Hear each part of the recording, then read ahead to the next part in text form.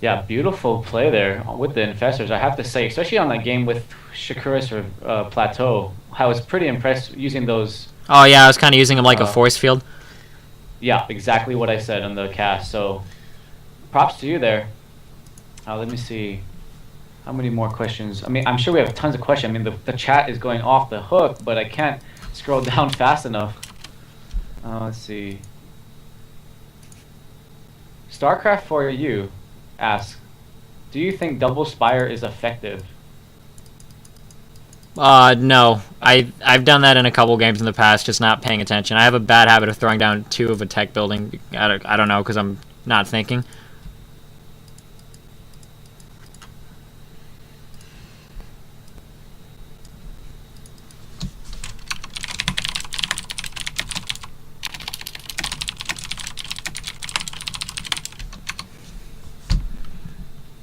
There's a lot of comments on herp derp force fields. What do you think about force fields? I don't know. I have this random. I don't like I feel like sometimes I feel like Zerg misses some kind of a stalling device. I mean, Terran have supply depots and barracks. You know, Terran can wall off. It's kind of like hitting the pause button. Protoss have force fields on their ramps. Zerg don't really get any kind of equivalent to that. Sometimes I get a little angry when I see that. If I'm ready to kill a dude and he's just kind of perpetually force fielding his ramp, it can get a little bit frustrating. But Okay, and then another question. Let me see who it was from. From Nim again. Why don't you have a team? I don't know. I'm just not on one. I don't know. I work a lot. Are you searching? Are you taking requests? I don't know. I mean, honestly, I'm a pretty big sellout. So at this point, if somebody offered me enough money, I'd probably be there. But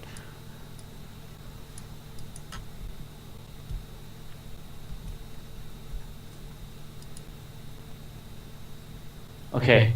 From Kelrel, Destiny, with this win, do you plan on entering any bigger, more prestigious tournaments? yeah, I try to. Big problem is I work on a lot of Saturdays, so it's kind of hard. Most of the tournaments happen on Saturdays. You know, I really want to get into the that TSL Open. I think that would be a lot of fun. Yeah, they just posted $34,500 prize pool. Pretty amazing prize pool there Yeah, for an yeah. American tournament. Looks like we have a question from Eris Hero.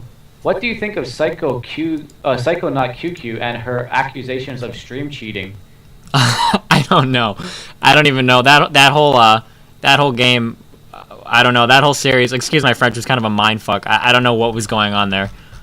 Um, sometimes you have to make some basic decisions like common sense. And if you see a Protoss sit on one base forever, you have to figure that either some kind of all-in is coming or some kind of air cheese or DT. I mean, I grabbed the fast lair so I could get an overseer. I had 3 queens, so I was ready for air. So the only other thing I had to cover was getting a lot of lings in case they 4-gate pushed me. I mean, I don't know what else to say.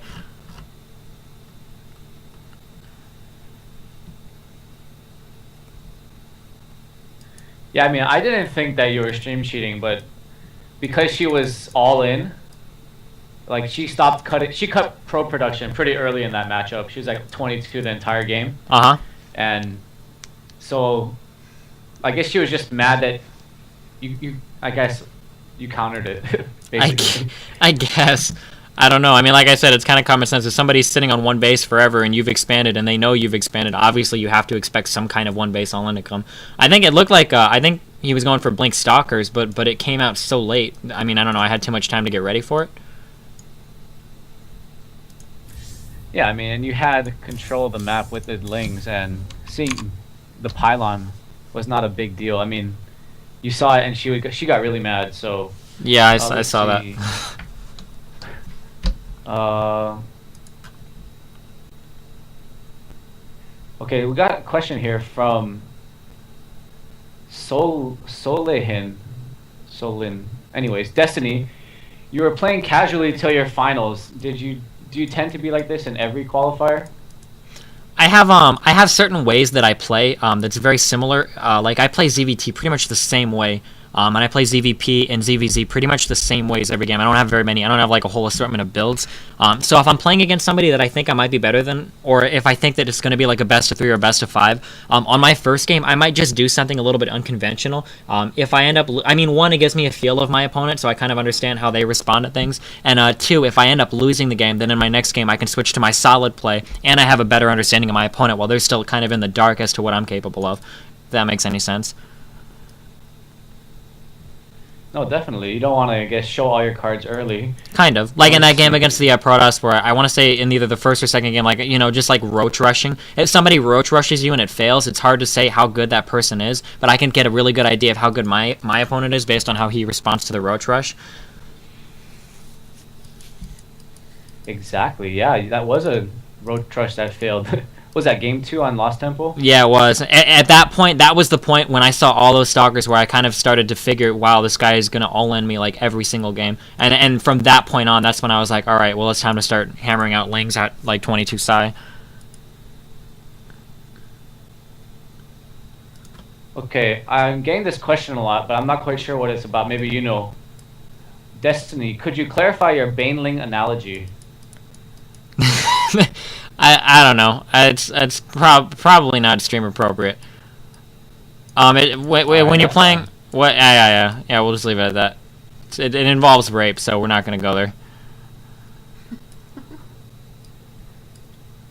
Okay, so looks like someone noticed that our warrior had like 250 plus APM. I mean, average about at least 200. What do you think about that in terms of? I don't know how good you can be.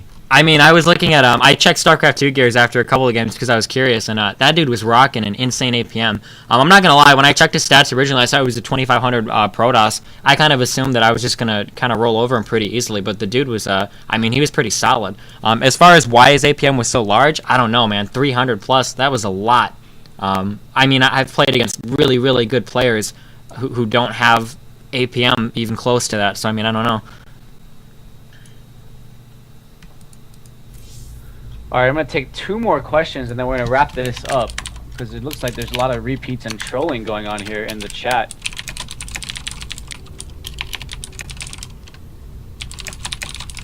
Okay, so I guess I'm just going to ask this one.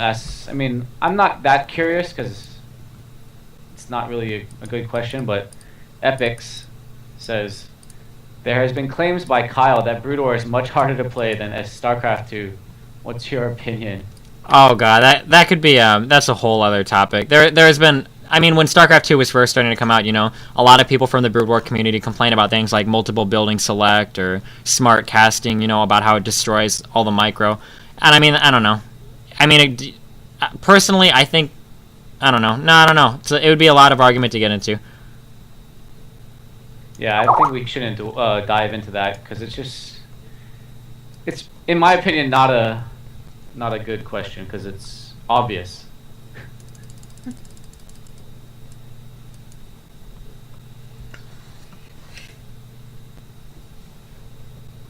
All right.